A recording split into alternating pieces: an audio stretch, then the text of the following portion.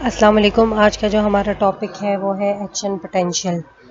Action potential को discuss करने के लिए पहले मैं जो हमारा प्रीवियस लेक्चर है उसको रिपीट करूँगी कि ये एक्शन पोटेंशियल, क्योंकि एक्शन पोटेंशियल हमारे कौन से सिस्टम का पार्ट है। जो ह्यूमन बॉडी के 11 बॉडी सिस्टम्स हैं उनमें जो एक इम्पॉर्टेंट सिस्टम है बॉडी का, जिसे कहते हैं नर्वस सिस्टम। नर्वस सिस्टम को जब हमारी जो लास्ट क्लास हुई थी उसमें हमने नर्वस सिस्टम के जो फंक्शनल यूनिट एक सेल्स होते हैं जो उस पूरे के पूरे सिस्टम का जो है वो फंक्शन परफॉर्म करते हैं। जैसे आपको पता है कि 11 बॉडी सिस्टम का कोई ना कोई फंक्शनल यूनिट ज़रूर होता है जो उसके लिए, मतलब कोई ना कोई इम्पॉर्टेंट एक सेल होता है जो उस सारे के सारे सिस्टम को कंट्रोल करता है और उसका फंक्शन जो है वो परफॉर्म करता है। नर्वस सिस्टम का फंक्शनल यूनिट कौन सा है, अगर आपको याद हो तो हमने लास्ट टाइम उसको डिस्कस किया था। नर्वस सिस्टम का फंक्शनल सेल जो है वो है न्यूरॉन।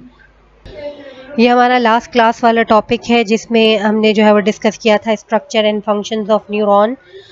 थोड़ा सा मैं आपको स्लाइड्स रिवाइज करवा देती हूँ।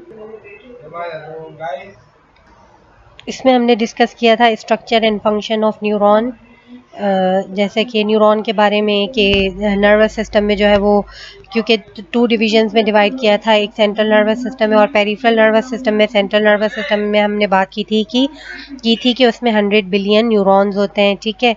इसके अलावा हमने एक स्ट्रक्चर के बारे में डिस्कस किया था। वो कौन सा स्ट्रक्चर था? ये न्यूरॉन का स्ट्रक्चर है, ठीक है, कि ये इसका कौन सा पार्ट है, डेंड्राइट्स का क्या काम है, सोमा का क्या काम है, निसिल ग्रेन्यूल्स का क्या काम है।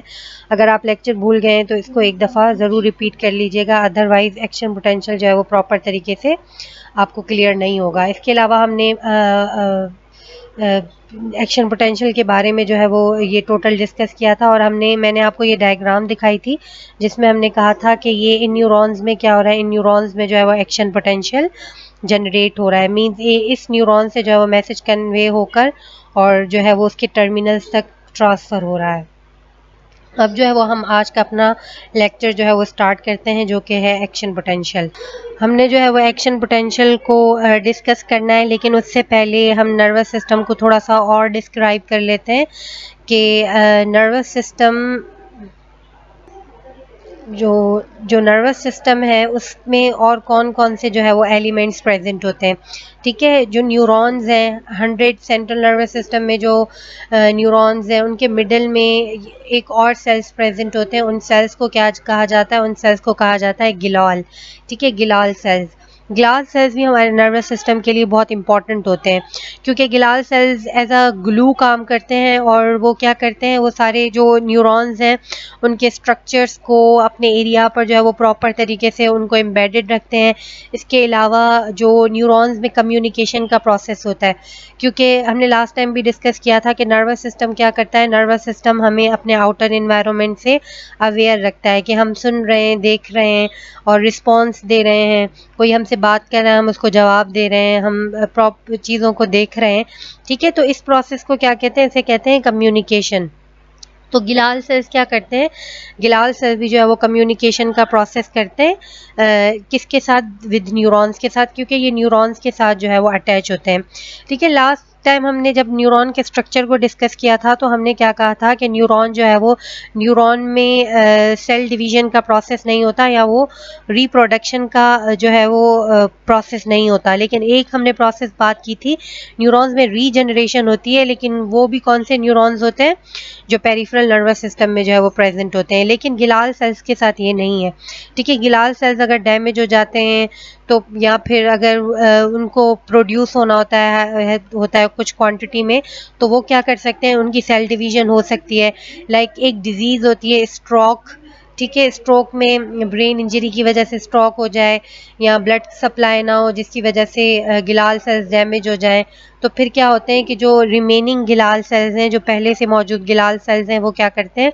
उनकी जो है वो सेल डिवीजन होती है और वो उनकी क्वांटिटी इंक्रीज़ हो जाती है, ठीक है। इसके अलावा जो हमारा नर्वस सिस्टम है उसमें एक और सेल्स प्रेजेंट होते हैं। उन सेल्स का जो नेम है, उन सेल्स को क्या कहा जाता है? उन सेल्स को कहा जाता है माइक्रोगिलिया, ठीक है। माइक्रोगिलिया सेल्स लाइक स्कैवेंजर्स काम करते हैं। जैसे हमारी बॉडी का एक सिस्टम होता है, जैसे कहते हैं army, army of the body, जो यहाँ पुलिस ऑफ द बॉडी, जो जैसे वाइट ब्लड सेल्स हैं, वो क्या करते हैं, अगर कोई भी बैक्टीरिया या कोई वायरसेस हमारी बॉडी में इंटर हो जाते हैं, उनकी वजह से कोई इन्फेक्शन होता है, इन डिजीज़ होती है, तो वो वाइट ब्लड सेल क्या करते हैं, उनको जो है वो इनगल्फ कर लेते हैं, ईट कर लेते हैं, उनको ख़त्म कर देते हैं, ताकि हमारी बॉडी को जो है वो कोई हार्मफुल अफेक्ट ना हो। तो जो सेंट्रल नर्वस सिस्टम है, वहाँ पर एक स्पेसिफिक टाइप के अपने ही सेल्स होते हैं, जो क्या करते हैं कि अगर कोई फ़ॉरेन कोई डेब्रिस आ रहा है या कोई फॉरेन पार्टिकल्स आ रहे हैं, ठीक है, या ब्रेन में कोई इंजरी हो रही है, तो ये किस तरह से काम करते हैं, या कुछ सेल्स जो है वो डैमेज हो गए, उनको ख़त्म करना है, तो ये किस तरह से काम करते हैं, वो उनको जो है वो उनको ईट कर लेते हैं, उनको ख़त्म कर देते हैं। ईट करने के प्रोसेस को क्या करते हैं, इस वजह से इन सेल्स को मैक्रोफेजेस भी कहा जाता है। मैक्रो का मतलब होता है लार्ज, और फेजेस का मतलब होता है जो फेगोसाइटोसिस करते हैं, मतलब ईट अप कर लेते हैं जो डेब्रिस या इन्फेक्शियस एजेंट्स वगैरह जो है वो अगर सेंट्रल नर्वस सिस्टम में प्रेजेंट है। ओके, उसके बाद इसके अलावा इसके बारे में हमने लास्ट क्लास में भी डिस्कस किया था कि एक सेल्स होते हैं जिन्हें कहते हैं ओलिगोडेंड्रोसाइट्स। ओलिगोडेंड्रोसाइट एक सेल्स होते हैं जो क्या करते हैं, एक्सॉन, जो सेंट्रल नर्वस सिस्टम में एक्सॉन्स प्रेजेंट होते हैं, उनकी क्या करते हैं, उनकी एक कवरिंग बनाते हैं, माइलिन शीट बनाते हैं। माइलिन शीट का पर्पस क्या होता है, उसका फ़ायदा क्या होता है कि माइलिन शीट, जो अभी हमने बात की ना कि कम्युनिकेशन के, हमारी जो इंफॉर्मेशन बाहर से आ रही है, कोई इंफॉर्मेशन है, हियरिंग की इंफॉर्मेशन है या देख रहे हैं हम, तो इस इंफॉर्मेशन को ब्रेन तक पहुंचना है, तो जो माइलिनेटेड न्यूरॉन्स होते हैं, मतलब जिनके सराउंड माइलिन शीट प्रेजेंट होती है, वो न्यूरॉन क्या करते हैं, वो जल्दी से सेंट्रल नर्वस सिस्टम की तरफ इंफॉर्मेशन को जो है वो ट्रांसफ़र करते हैं। ठीक है, ये दो टाइप के सेल्स होते हैं, एक को कहते हैं ओलिगोडेंड्रोसाइट्स और एक को कहते हैं शिवान सेल्स। ठीक है, ओलिगोडेंड्रोसाइट्स क्या करते हैं, सेंट्रल नर्वस सिस्टम के जो न्यूरॉन्स हैं उनकी माइलिन शीट बनाते हैं, और जो शिवान सेल्स हैं वो जो पेरिफेरल नर्वस सिस्टम में न्यूरॉन्स हैं, ठीक है, लाइक नर्व फाइबर्स होते हैं, जो कौन कौन से नर्व फाइबर्स होते हैं हमने डिस्कस किया था, 31 पेयर्स ऑफ स्पाइनल नर्व्स होती हैं, तो और वो किस में आती हैं, वो पेरिफेरल नर्वस सिस्टम में, या 12 पेयर्स ऑफ क्रेनियल नर्व, तो उनकी माइलिन शीट कौन बनाता है, उनकी माइलिन शीट की फॉर्मेशन जो है वो कौन करेगा, उनकी माइलिन शीट की फॉर्मेशन करेंगे शिवान सेल्स। इसके अलावा एक और सेल्स प्रेजेंट होते हैं हमारे नर्वस सिस्टम में, जिन्हें कहते हैं एस्ट्रोसाइट्स। एस्ट्रोसाइट्स जो है वो मोस्ट न्यूमरस, मतलब ये हायर क्वांटिटी में जो है वो सेंट्रल नर्वस सिस्टम में प्रेजेंट होते हैं, और इनके बहुत सारी वैरायटी ऑफ टास्क जो है वो ये परफॉर्म करते हैं।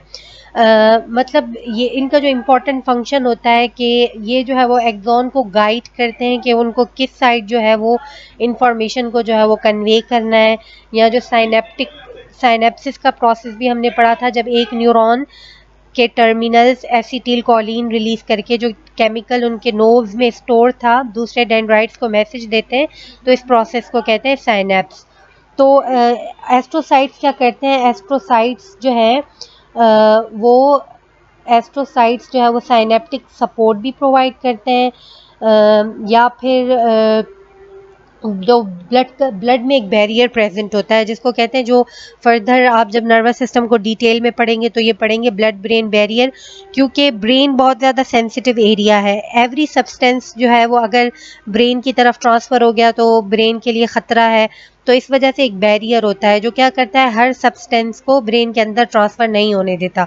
तो फिर एस्ट्रोसाइट्स क्या करते हैं, एस्ट्रोसाइट जो है वो ब्लड ब्रेन बैरियर को भी कंट्रोल करते हैं, और इसके अलावा एस्ट्रोसाइट्स जो है वो ब्लड फ्लो को भी कंट्रोल करते हैं कि कितनी क्वांटिटी में ब्लड का फ्लो जो है वो ब्रेन की तरफ होना चाहिए, और कौन सा जो फ्लो है और कितना फ्लो जो है वो नहीं होना चाहिए।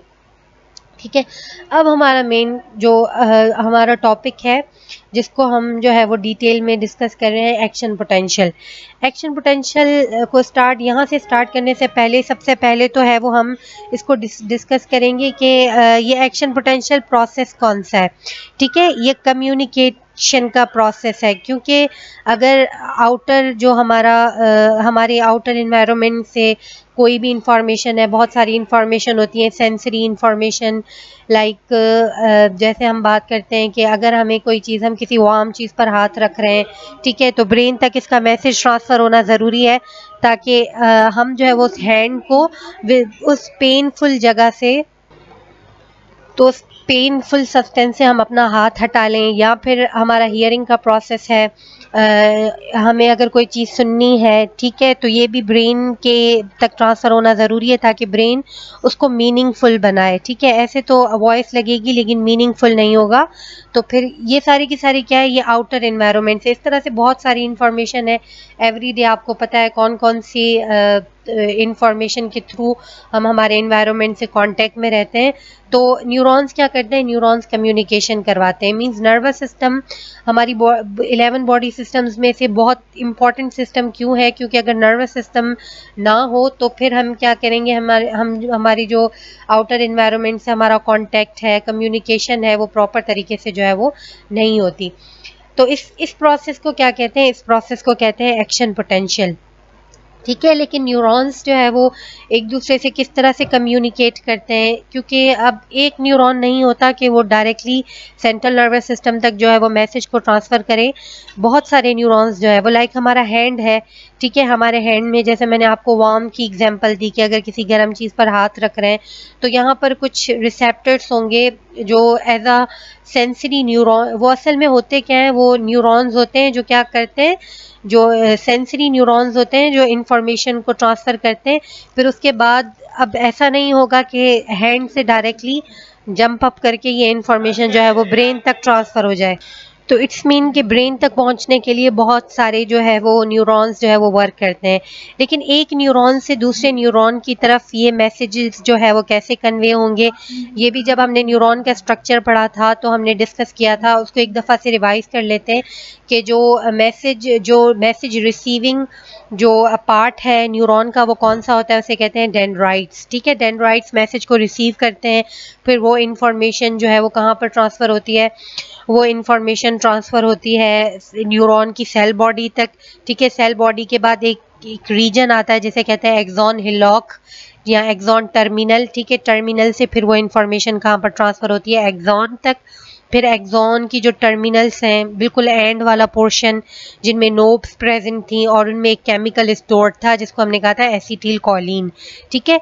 मतलब ये सारी की सारी इंफॉर्मेशन डेंड्राइट से स्टार्ट होकर टर्मिनल तक पहुंचना चाहिए, ताकि फिर क्या हो, जो एसिटिल कोलिन है वो रिलीज हो, और जो सेकंड न्यूरॉन है उसकी फिर डेंड्राइट्स क्या करेंगी, उस केमिकल को रिसीव करेंगी। इस तरह से फिर ये हमारा मैसेज जो है वो ब्रेन तक जो है वो ट्रांसफ़र होगा, ठीक है। लेकिन जो ये इंफॉर्मेशन है, ये केमिकल जो है वो ऐसे कैसे रिलीज होगा, कभी कभार क्या होता है कि स्टिमुलस हम किस चीज़ के लिए यूज़ कर रहे हैं, स्टिमुलस हम कहते हैं कोई भी सेंसरी इंफॉर्मेशन है, जैसे हमने बात की ना, कोई वार्मथ कोई चीज़ लग रही है या हियरिंग है, ठीक है। ये सारे के सारे क्या है, जो आउटर हमारे इन्वायरमेंट से हमें मैसेज मिल रहा है, इसको हम क्या कहते हैं, इसको हम कहते हैं स्टिमुलस। कभी कभार क्या होता है कि स्टिमुलस स्टिमुलस एक स्पेसिफिक टाइप का होता है। लाइक अगर आप जो है वो बिल्कुल स्लो बोल रहे हैं या बिल्कुल स्लो टच किया है आपने, ठीक है, किसी एरिया को स्किन में, तो फिर क्या होगा कि ज़रूरी नहीं है कि जो है वो एक्शन पोटेंशियल न्यूरॉन के टर्मिनल्स तक जो है वो पहुँचे और एसिटिल कोलिन रिलीज़ हो, ठीक है। एक स्पेसिफिक टाइप का एक स्टिमुलस भी स्पेसिफिक टाइप का होना चाहिए कि अगर इतना स्टिमुलस होगा तो फिर क्या होगा, हमारा एक्शन पोटेंशियल जनरेट होगा। अगर उतना स्टिमुलस ना हुआ तो फिर वो हमारा एक्शन पोटेंशियल जो है वो जनरेट नहीं होगा, ठीक है। उस स्टिमुलस के लिए हम एक वर्ड यूज़ करते हैं, ठीक है। उस स्टिमुलस को क्या कहते हैं, उसे कहते हैं थ्रेशोल्ड स्टिमुलस, ठीक है। उसके बाद मतलब स्टिमुलस जो है वो थ्रेशोल्ड होना चाहिए, उसमें इतनी ताकत होनी चाहिए कि वो क्या कर सके, जो डेंड्राइट को मैसेज मिला है वो फिर पूरे एक्सॉन को क्रॉस करके टर्मिनल तक पहुंचकर एसिटिल कोलिन रिलीज करे। अदरवाइज कभी कभार क्या होता है कि जो स्टिमुलस होता है वो सब थ्रेशोल्ड होता है, ठीक है। सब थ्रेशोल्ड किसे कहते हैं, मतलब नॉर्मल देन लोअर, मतलब जितना नॉर्मल जो थ्रेशोल्ड स्टिमुलस है उससे थोड़ा सा कम स्टिमुलस हो, तो फिर क्या होगा, एक्शन पोटेंशियल जो है वो जनरेट नहीं होगा। ठीक है। और एक इम्पॉर्टेंट बात कि नॉर्मल देन लोअर स्टिमुलस से अगर एक्शन पोटेंशियल जनरेट नहीं हो रहा, तो अगर सुपर थ्रेशोल्ड स्टिमुलस दे मींस नॉर्मल से ज़्यादा प्रेशर में जो है वो इन स्टिमुलस दे, तो क्या एक्शन पोटेंशियल जनरेट होगा? तो इसका आंसर है नो, क्योंकि स्टिमुलस जो है वो स्टिमुलस स्पेसिफिक टाइप का ही होना चाहिए। अगर सब थ्रेशोल्ड स्टिमुलस है तो भी इंफॉर्मेशन आगे ट्रांसफ़र नहीं होगी, और अगर सुपर थ्रेशोल्ड स्टिमुलस है तो फिर भी जो है वो इंफॉर्मेशन आगे ट्रांसफ़र नहीं होगी। इस वजह से जो एक्शन पोटेंशियल है, एक्शन पोटेंशियल के लिए यूज़ किया जाता है कि action potential is an all और नथिंग प्रोसेस, मींस या तो एक्शन पोटेंशियल जनरेट होगा या फिर एक्शन पोटेंशियल जनरेट नहीं होगा।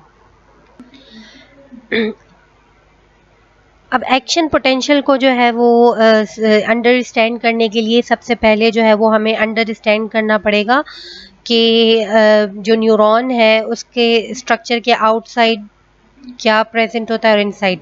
जैसे फर्स्ट स्लाइड अभी हमने जो रीड की, ये एक्शन पोटेंशियल।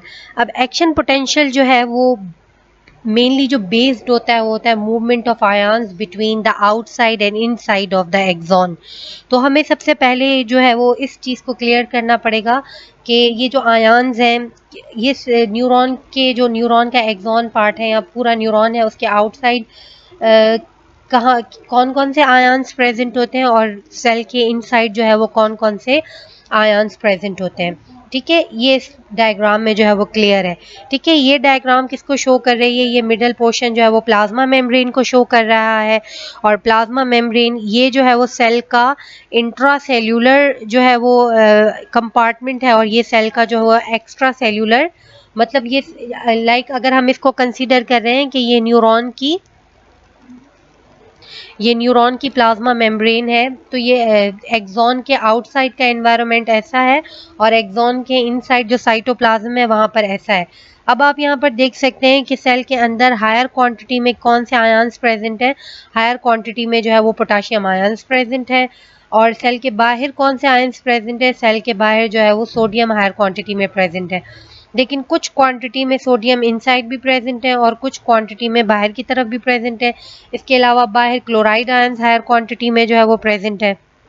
ठीक है, ये किसको शो कर रहा है? एक्स्ट्रा सेल्यूलर फ्लूइड को, मींस एक्सॉन के बाहर का जो इन्वायरमेंट है, और ये है इंट्रासेल्यूलर फ्लूइड, जो कि हर सेल के बाहर और अंदर का इन्वायरमेंट होता है।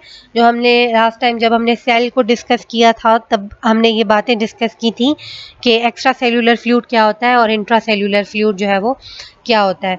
अब ये चार्जेस इस तरह से डिस्ट्रीब्यूट होते हैं कि सेल का जो एक्स्ट्रा सेल्यूलर फ्लूइड है वहाँ पर ज़्यादातर क्या होता है, इन आयंस की वजह से बाहर जो है वो पॉजिटिव चार्ज होता है, और इनसाइड जो है वो थोड़ा सा स्लाइटली नेगेटिव चार्ज होता है। आउटर साइड पॉजिटिव और इनसाइड नेगेटिव।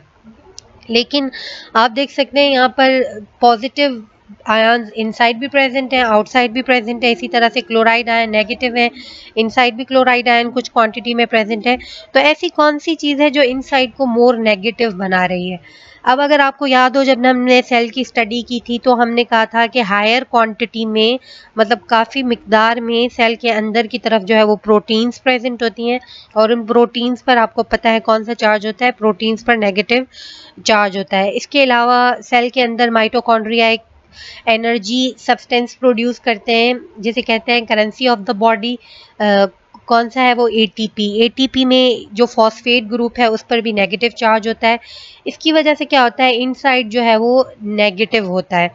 अब इस कंडीशन को क्या कहते हैं? इस कंडीशन को कहते हैं न्यूरॉन।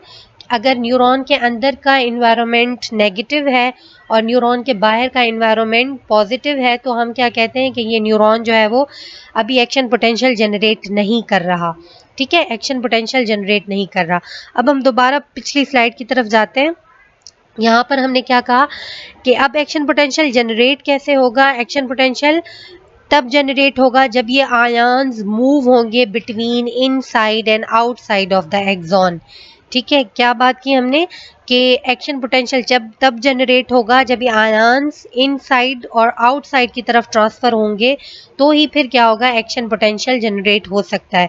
ठीक है, और दूसरा यहाँ पर आप लोग ये देख सकते हैं, जब हमने प्लाज्मा मेम्ब्रेन को डिस्कस किया था डिटेल में, तो हमने बात की थी कि प्लाज्मा मेम्ब्रेन में डिफरेंट प्रोटीन्स होती हैं जो एज अ चैनल काम करती हैं और एज अ पम्प काम करती हैं। ठीक है, और डिफरेंट आयन चैनल्स की बात की थी, अगर आपको याद हो तो हमने एक बात की थी, सोडियम आयंस चैनल्स प्रेजेंट होते हैं, पोटाशियम आयन चैनल्स प्रेजेंट होते हैं, क्लोराइड आयंस चैनल, मतलब बहुत सारे आयन चैनल्स। तो इन क्योंकि आयंस जो है वो वाटर सॉल्यूबल होते हैं, तो कोई प्रॉब्लम नहीं है, ये चैनल्स प्रेजेंट हैं तो इजीली क्या हो सकते हैं, एक्शन पोटेंशियल जनरेट करवाना है ना, तो ये आयंस क्या होंगे, वो इजीली जो है वो इनसाइड डिस्ट्रीब्यूट होंगे, इनसाइड ट्रांसफर होंगे और इनसाइड से जो है वो आउटसाइड की तरफ ट्रांसफर होंगे। ठीक है, ये अंडर क्लियर हो गया। अब उसके बाद हम नेक्स्ट स्लाइड पर जाते हैं। ठीक है, अब स्टार्टिंग में जब मेम्ब्रेन रेस्टिंग मेम्ब्रेन पोटेंशियल होती है, मींस जो जो न्यूरॉन है वो एक्शन पोटेंशियल जनरेट नहीं कर रहा होता, तो फिर वहाँ पर क्या होता है। वैसे अभी हमने डिस्कस किया है कि ये सेल जो है वो लाइक आप इसको अगर समझें कि ये रेस्टिंग में है, तो बहुत सारी चीज़ें यहाँ पर भी क्लियर हो गई हैं कि रेस्टिंग जब एक्शन पोटेंशियल जनरेट नहीं हो रहा होता, तो फिर क्या होता है कि कौन कौन से आयंस कौन कौन से कंपार्टमेंट में प्रेजेंट होते हैं। ठीक है, जैसे हमने बात की ना कि कौन से आयन एक्स्ट्रा सेल्यूलर कंपार्टमेंट में होते हैं, कौन से इंट्रा सेल्यूलर कंपार्टमेंट में होते हैं। ठीक है, और इनसाइड कैसा उनका चार्ज होता है और आउटसाइड कौन सा चार्ज होता है, कौन से आयन आउटसाइड ज़्यादा क्वांटिटी में प्रेजेंट होते हैं, कौन से इनसाइड जो है वो हायर क्वांटिटी में प्रेजेंट होते हैं। तो हम दोबारा से फिर जो है वो मेम्ब्रेन रेस्टिंग मेम्ब्रेन पोटेंशियल को रिपीट कर लेते हैं, जैसा कि अभी हमने डायग्राम में रिपीट किया। वैसे तो क्लियर हो गया होगा कि रेस्टिंग मेम्ब्रेन पोटेंशियल में न्यूरॉन के इनसाइड और न्यूरॉन के आउटसाइड जो है वो कौन सी कंडीशन होती है। ठीक है, अब हम देखें, सबसे पहले अगर हम बात करें न्यूरॉन के इनसाइड, ठीक है, न्यूरॉन के इनसाइड की हम बात करें, तो इनसाइड क्या था, इनसाइड CONC शो कर रहा है कंसंट्रेशन को, क्योंकि ये शॉर्ट टर्म भी जो है वो यूज़ होती है। इनसाइड सेल जो कंसंट्रेशन ऑफ पोटाशियम आयंस है, ठीक है, वो हायर क्वांटिटी में जो पोटाशियम आयंस है वो इनसाइड हायर क्वांटिटी में प्रेजेंट होते हैं। इसके अलावा जो है वो ऑर्गेनिक कंपाउंड, ठीक है, ऑर्गेनिक कंपाउंड हमने अभी बात की, प्रोटीन्स हैं, ठीक है, इसके अलावा फॉस्फेट है, वो जो है वो आउटसाइड से ज़्यादा इनसाइड जो है वो हायर क्वांटिटी में प्रेजेंट होता है। और ये जो ऑर्गेनिक कंपाउंड्स हैं, इनमें नेगेटिव चार्ज होने की वजह से क्या होता है, इनसाइड जो है वो मोर नेगेटिव होती है। ठीक है, दूसरा हमने आउटसाइड की बात की थी, अगर आपको याद हो आउटसाइड किस कौन से आयंस की कंसंट्रेशन ज़्यादा होती है, आउटसाइड जो है वो chloride ion and sodium ions की कंसंट्रेशन ज़्यादा होती है। ठीक है, more than inside the cell, मतलब सेल के अंदर सोडियम की कंसंट्रेशन इतनी ज़्यादा नहीं होती, ना ही क्लोराइड आयन की कंसंट्रेशन इतनी ज़्यादा होती है जितनी बाहर की तरफ ज़्यादा होती है। तो बाहर की तरफ क्या होता है, बाहर की तरफ जो है वो पॉजिटिव चार्ज होता है। ठीक है, बाहर की तरफ पॉजिटिव चार्ज होगा। ओके, अब बाहर की तरफ पॉजिटिव चार्ज, इसके अलावा जो न्यूरॉन की प्लाज्मा मेम्ब्रेन है, न्यूरॉन की प्लाज्मा मेम्ब्रेन में क्या थे, सोडियम चैनल्स प्रेजेंट होते हैं, जिसे हमने कहा था आयन चैनल्स। ठीक है, कुछ सोडियम चैनल्स जो है वो उन्हें हम कहते हैं वोल्टेज गेटेड चैनल्स होते हैं, और कुछ चैनल जो होते हैं वो लीक चैनल्स होते हैं। मतलब लीक चैनल्स इस तरह के वो ओपन और क्लोज नहीं होते, वो किसी भी टाइम क्या करते हैं कि कोई भी अगर आयन है उसको सेल के इनसाइड भी ट्रांसफ़र कर सकते हैं और जो है वो आउटसाइड की तरफ भी जो है वो ट्रांसफ़र कर सकते हैं। लेकिन मोस्टली जो सोडियम ओपन और लीक चैनल्स हैं वो क्या करते हैं, वो sodium flow of sodium occurs in and, मतलब क्योंकि ये लीक चैनल्स हैं, मैंने कहा कि वो क्या कर सकते हैं, दोनों डायरेक्शंस में जो है वो आयंस को ट्रांसपोर्ट कर सकते हैं। तो इस वजह से इजीली क्या होता है, फ्लो ऑफ सोडियम जो है वो दोनों साइड पर ऑकर होता रहता है, in and outside of the cell. ठीक है, ये मेम्ब्रेन की जो रेस्टिंग कंडीशन थी उसके बारे में हमने डिस्कस किया। ठीक है, इसके अलावा ये कौन सी जो है वो प्लाज्मा मेम्ब्रेन में और कौन से जो है वो चैनल्स प्रेजेंट होते हैं, प्लाज्मा मेम्ब्रेन में पोटाशियम ओपन लीक चैनल्स भी प्रेजेंट होते हैं। अब जैसे हमने बात की कि क्योंकि ये लीक की चैनल्स होते हैं, तो ये क्या कर सकते हैं, ये दोनों डायरेक्शंस में कुछ ना कुछ क्वांटिटी में इनफ्लो और आउटफ्लो करते रहते हैं। ठीक है, तो फिर ये क्या करते हैं, ये जो है वो पोटाशियम को जो है वो बोथ डायरेक्शन में, मतलब दोनों डायरेक्शन में कुछ ना कुछ थोड़ी क्वांटिटी में ही बाहर और अंदर जो है वो ट्रांसपोर्ट करते रहते हैं। ठीक है, इसके अलावा एक और चैनल जो हमने प्लाज्मा मेम्ब्रेन में जब हमने सेल की स्टडी की थी तो उसमें हमने पढ़ा था कि एक चैनल्स, एक पंप्स प्रेजेंट होते हैं जिन्हें कहते हैं सोडियम पोटाशियम पंप। ठीक है, या इन्हें हम वोल्टेज गेटेड चैनल्स भी कहते हैं। ठीक है, वोल्टेज गेटेड चैनल्स का क्या काम होता है, ये सोडियम और पोटाशियम जो है वो सोडियम और पोटाशियम को जो है वो पंप करते हैं inside and outside of the cell. ठीक है, अब इनका काम क्या होता है, ये जो सोडियम पोटाशियम पंप जो है वो एक्शन पोटेंशियल जनरेट नहीं करवाते। ठीक है, इनका काम होता है कि ये क्या करते हैं, सेल को रेस्टिंग कंडीशन में रखते हैं। किस तरह से रखते हैं, इनके वर्क से आपको पता चल जाएगा। हम इनकी तरफ बाद में आएंगे दोबारा, पहले हम जो है वो फर्दर पढ़ते हैं, उसके बाद फिर मैं आपको ये, अदरवाइज अभी यहाँ पर ये पॉइंट आपको जो है वो समझ में नहीं आएगा। ठीक है, अब हम अपनी नेक्स्ट स्लाइड की तरफ जो है वो चलते हैं।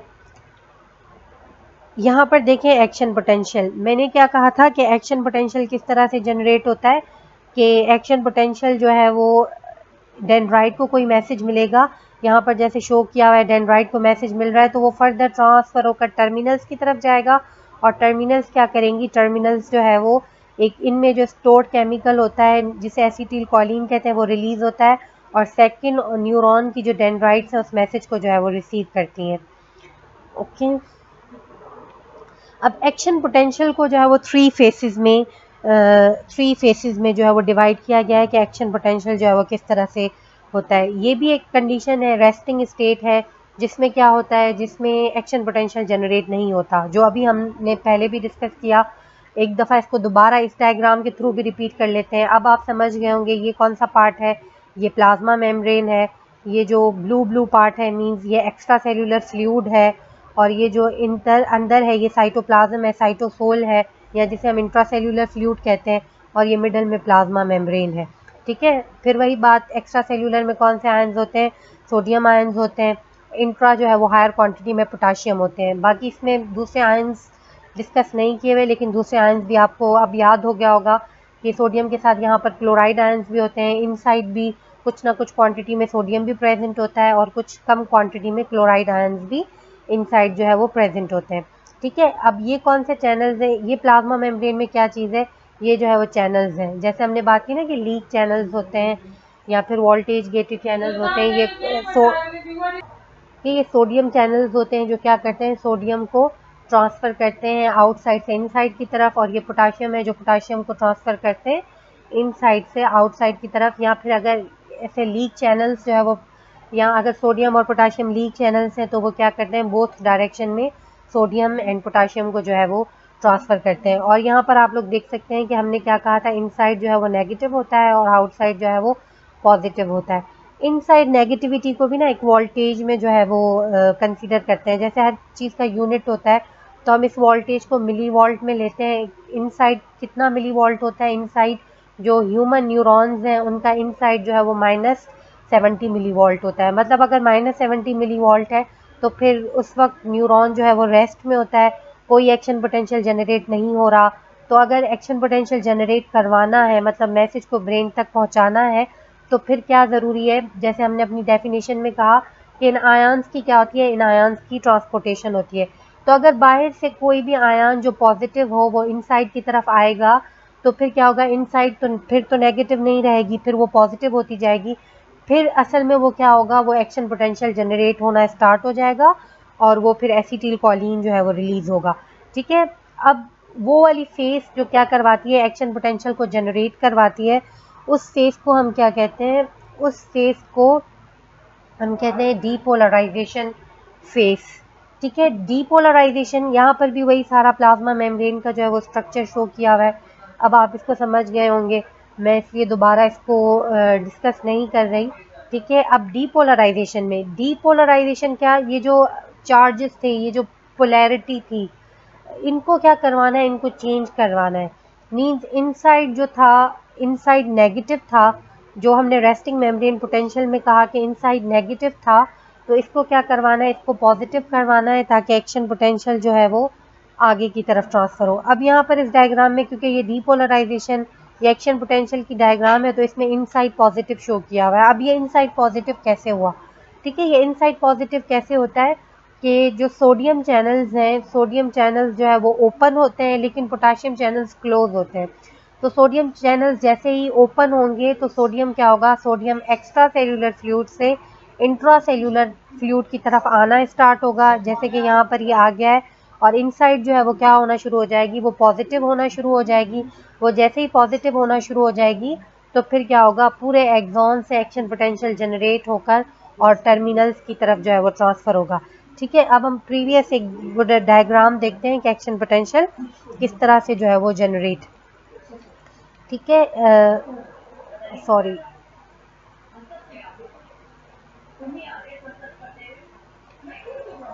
कि ये डायग्राम है, इसमें यही शो किया हुआ है कि जैसे ही मैसेज आता है, स्टिमुलस आता है, जो हमने बात की थ्रेशोल्ड स्टिमुलस आता है, तो जो एक्सॉन टर्मिनल्स हैं वहाँ पर चैनल्स ओपन, यहाँ पर चैनल्स तो शो नहीं किए लेकिन चैनल्स ओपन होते हैं और क्या होता है, सोडियम इनसाइड ट्रांसफ़र होना स्टार्ट होता है, सोडियम इनसाइड ट्रांसफ़र होना स्टार्ट होगा। तो फिर क्या होता है, फिर एक्शन पोटेंशियल जो है वो फर्दर ट्रांसफ़र होगा। ठीक है, यहाँ पर देख सकते हैं आप, जैसे ही सोडियम इनसाइड ट्रांसफ़र हो रहा है तो एक्शन पोटेंशियल जनरेट होने के बाद यहाँ पर आ रहा है और कहाँ तक आता है, टर्मिनल्स तक एसिटिल कोलिन। और ये किस वजह से हो रहा है कि सोडियम इनसाइड ट्रांसफ़र हो रहा है और इनसाइड नेगेटिव से चेंज होकर पॉजिटिव हो रही है, जिसकी वजह से ये मैसेज ट्रांसफ़र हो रहा है। अदरवाइज अगर ये पॉजिटिव ना हो, इनसाइड नेगेटिव ही रहे, तो फिर जो है वो एक्शन पोटेंशियल जनरेट नहीं होगा।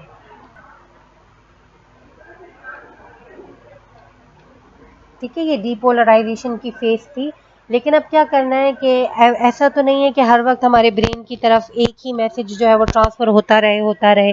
तो अब क्या होता है कि जब एक दफ़ा एक मैसेज ब्रेन एक न्यूरॉन से में ट्रांसफ़र हो जाता है, फिर उसके बाद दूसरे न्यूरॉन तक, फिर ब्रेन तक पहुंच जाता है और ब्रेन कोई मैसेज ट्रांसफ़र करता है और हम जो है वो उस तरह का फंक्शन परफॉर्म करते हैं, तो फिर उस न्यूरॉन को क्या करना है, न्यूरॉन को वापस अपनी उसी कंडीशन में आना है ताकि वो क्या कर सके, ताकि जो है वो अपनी दोबारा उसी कंडीशन में आए। उस कंडीशन को हम क्या कहते हैं, उसे हम कहते हैं रीपोलराइजिंग फेस। ठीक है, रीपोलराइजिंग फेस में क्या होता है, जो पहले चीज़ें हुई थी वो ऑपोजिट होना स्टार्ट हो जाती हैं, क्योंकि देखिए पहले जो डीपोलराइजेशन में हमने बात की कि इनसाइड जो है वो पॉजिटिव हो जाता है और आउटसाइड जो है वो नेगेटिव हो जाता है।